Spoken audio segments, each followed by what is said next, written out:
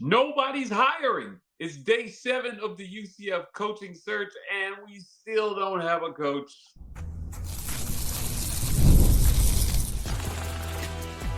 You are Locked On UCF, your daily podcast on the UCF Knights, part of the Locked On Podcast Network, your team every day. Welcome on into Locked On UCF, your daily UCF podcast. I'm your host, Mike G, and thank you so much for making Locked On UCF your first listen of every day. For the first word from the last word on sports is my good friend, Andrew Glukov at Statboy. Drew, here to talk a little bit about what's going on with the coaching search. Before we get into it, this episode of Locked On UCF is brought to you by our friends at FanDuel. Please go visit them down below. Andrew, it's day 7. It was Saturday when UCF announced that Gus Malzahn would be taking the offensive coordinator job at Florida State. We've heard a number of names mentioned in this UCF coaching search, but still no hire. I guess all's quiet on the Western Front. No news is good news because not only is UCF not announced anyone, neither is anyone else. Yeah. Jamie Chadwell was the name that was hot in this search early, but people started talking about him for the West Virginia job potentially, and again, they have not made a hire either. So where is UCF going to go? We did a show earlier this week where we talked about where does UCF go if they miss on Chadwell? And it seems like they may have to have a plan for that. Yeah, well, the thing is, conference championship Saturday is just around the corner. And I think things will really heat up after that. You've got, Barry Odom's out there and John Sumrall's out there. And you have other coaches that are involved in conference championship Saturday. Once they're done with their conference championship game, I think is when the hiring floodgates will start to open, and you're going to see schools get very aggressive very quickly because there's some good candidates out there, and the West Virginias of the world and North Carolinas, they're all going to be going after the same group of guys as the UCFs of the world. A story broke yesterday about Lincoln Riley being mentioned as a guy who UCF had contacted. My good friend, college football analyst Chris Marler, joined me yesterday to talk a little bit about the potential for Riley to join UCF, but it seemed very far-fetched, Andrew. Now, when he got hired, they gave him $95 million, a jet, and like a $15 million mansion. I don't think any of those things are waiting for Riley in Orlando. No, not at all.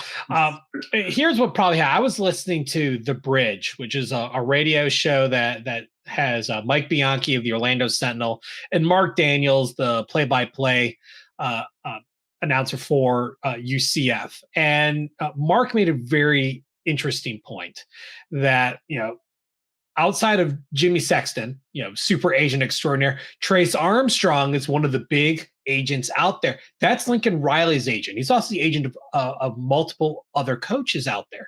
So it was very possible that they were just having a conversation and something, something came up in conversation, and that's probably as far as it went. Because as like, hey, what do you think of this? Oh, like, I'll passively ask. I don't think it ever was really that serious because the truth is, aside from the buyout from the outside standpoint, if he's fired, there's a huge, buyout on, the other side that UC would have to pay Riley if he was fired.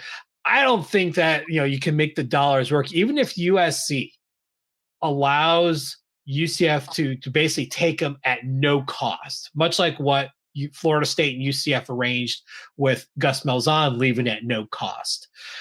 There's still a lot of other pieces in play. And while Riley's had some down years, for USC standards, there's no reason for him to leave. I mean, UCF's not going to give him that kind of salary. They don't have a private jet or a giant mansion at their disposal. You're not going to get that. This is a public, state university. Not even the University of Florida has that kind of cheese behind them. It's much different when you're talking about a private school like Southern Cal versus a state school. So I don't think it was ever really that serious. I think it was just something like this was very kind of low key and just kind of blew up from that, and someone leaked it somewhere, because that story came out of nowhere. No one saw that coming. Well, I want to take some time to go back through your list of who you thought were the top 3 candidates. Now, you listed a number of candidates in an article that you wrote over on the Last Word on Sports. Now, we talked about Jamie Chadwell, and a hot name here in a lot of coaching searches, but I'm sure he'll continue to be mentioned. But then there was John Summerall, the current Tulane coach. And he's been linked to multiple jobs at this point as well, too. The other guy that we talked about was Ryan Silverfield, the current Memphis coach. It feels like all these names got floated for this job. But again, as we mentioned, nobody's getting hired right now, which is crazy to me. We just had early National Signing Day yesterday. So UCF did a great job holding their class together. And you mentioned that it was Terry Mohajner who was possibly on the phone with recruits, helping them hold this class together in light of not having a coach. In fact, UCF actually took a snippet of one of his calls with, I believe it was Tony Williams, a 4-star recruit who did sign with the Knights, and took a snippet of a video from a phone call they was having, that Terry Mohajner was having. And it showed, he's been working really hard. Now, people forget and when a head coach gets hired away, the assistant coaches are still working for the school. They have their own contracts, and their contracts have expiration dates. I think it's like the end of January or something like that is normal. That's why you always have an interim head coach on staff that coaches the bowl game or whatever if someone takes a new job, because they're still being paid. This is still their job. Well, these guys are still hard at work, and Terry's stepping in as that quasi head coach role to try to seal the deal for some of these recruits. And UCF did a marvelous job salvaging this. Obviously, they're going to have to hit the transfer portal hard, and they're going to want to have something settled before Monday when the transfer portal opens. So I expect we're going to see something, over the weekend, maybe Sunday. Wouldn't be surprised if they have something close, maybe not fully confirmed, but close, and they're just waiting for after conference championship Saturday to seal the deal. But I would imagine UCF's trying really hard to have some set before Monday when transfer portal season opens. Yeah, look, you've got to get a coach hired, and you've got to have some direction for the program, because, Andrew, it's not just signing day. The portal opens on December the 9th, and when it opens, you're going to have to go fill needs on this team. Kind of pivoting the conversation, but staying in the theme of having a coach. How important do you see it for this new coach to have a say in what positions get filled and where the areas of need are for UCF in the portal? Well, it's huge, because you want guys to fill those roster spots. Your people, your system. You want to find someone that fits the system you have. Every coach does things differently. Between a spread offense, an air raid, more of a pro style. Every player fits a different system. So you don't want to be stuck with scraps. You want to be able to kind of be more control of your fate. And that's why the department is still working very hard. They signed the players that they have, because there was, you can't just scrap the class and start over. But on the other side, it's now easier for players to take that risk. If they're not happy, they can leave after a year. They're not tied to a school for 4 years anymore. That game's changed. So as a result, I think that made it easier for Mohajner and crew to be able to hold on to the players that they have, because for the players, there's a lot less risk involved, signing the dotted line versus a few years ago before the portal was a thing. Well, for whoever the coach is, there's going to be a lot of risk involved. Dylan Rizk. Yes. I'm sorry, I couldn't help myself on that one. Like they've got to get a coach hired. They've got to get somebody in here, and that guy's got a lot of work to do very quickly. Look, with the way they timed up early signing day and the portal opening, it's an unenviable position to be a coach being hired in that first year where you have to go secure a class, hit the portal really quickly, hit the ground running really as far as establishing your culture and your roster. But look, UCF had a roster that produced some all-conference picks. We're going to talk about those picks right after a quick word from our sponsors. This episode of Locked On UCF is brought to you by our friends at Mint Mobile, Andrew. Look, I love a great deal as much as the next guy, but I'm not going to crawl through a bed of South Florida fans to just save a few bucks, you know? Like, if it's in Tampa, I'm not crawling through it to save on my wireless. It has to be easy, no hoops, no BS. So when Mint Mobile says it was easy to get wireless for $15 a month with a purchase of a 3-month plan, we called them on it. Turns out it really is easy to get wireless for $15 a month. The longest part of the process was the time we spent on hold waiting to break up with our old provider. To get this new customer offer and your new 3-month premium wireless plan for just $15, go to mintmobile.com/lockedon. That's mintmobile.com/lockedon. Cut your wireless bill to $15 a month at mintmobile.com/lockedon. Andrew, $15 a month sounds absolutely insane, but I can guarantee you that it's legit. Again, mintmobile.com/lockedon.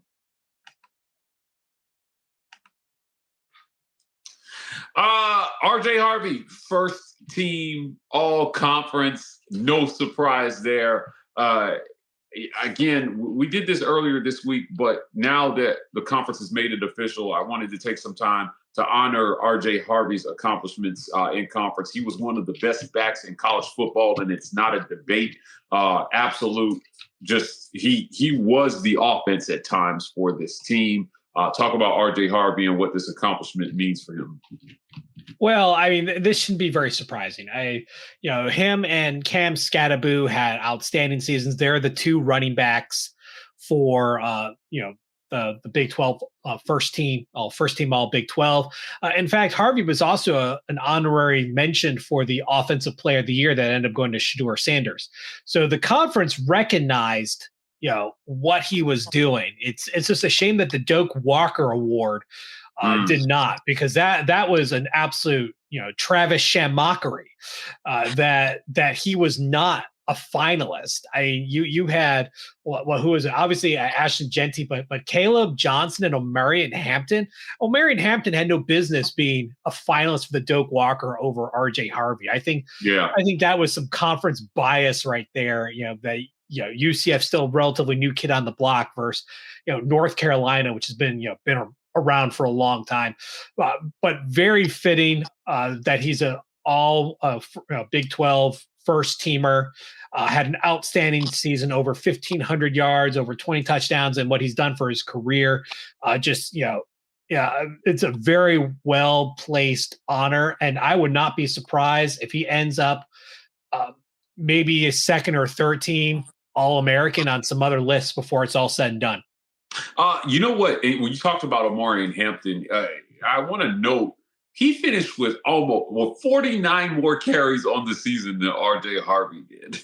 And less yards. And only he had less than 100 yards more than Harvey on 40. If you gave RJ Harvey 49 more carries, he probably has another 300 yards on this season. Do you agree or disagree?